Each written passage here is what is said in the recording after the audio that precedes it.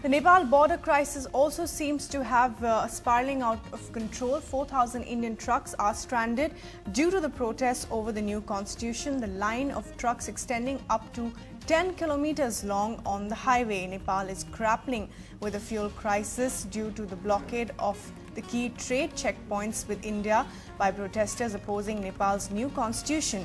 Indian government says it is up to Nepal to let goods enter or not. We can only take goods up to the border. Beyond the border, it is the responsibility of the Nepalese side to ensure that there is adequate safety and security for the trucks to enter that side. And currently, you all may not know this, 4,310 trucks are waiting at the border. We are at Raxaul on the Indo-Nepal border. This is a fuel station on the Indian side. But here, a lot of the motorcycles that you find will be with Nepali numbers, because a lot of these people have come in from the Nepal side to fill their tanks here. That is because there is a fuel crisis on the other side.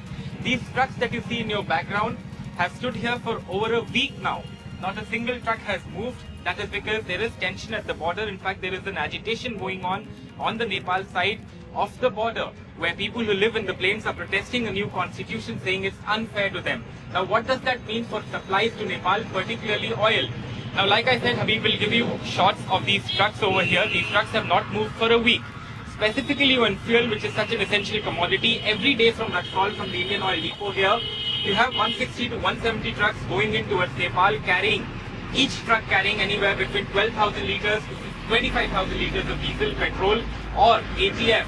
Now, that hasn't happened for a week, so you can very well imagine the kind of situation, the kind of shortages that Nepal is facing, at least from this side, the towns from this side, and even these trucks go even to Kathmandu. So that's the situation here in Raxaul.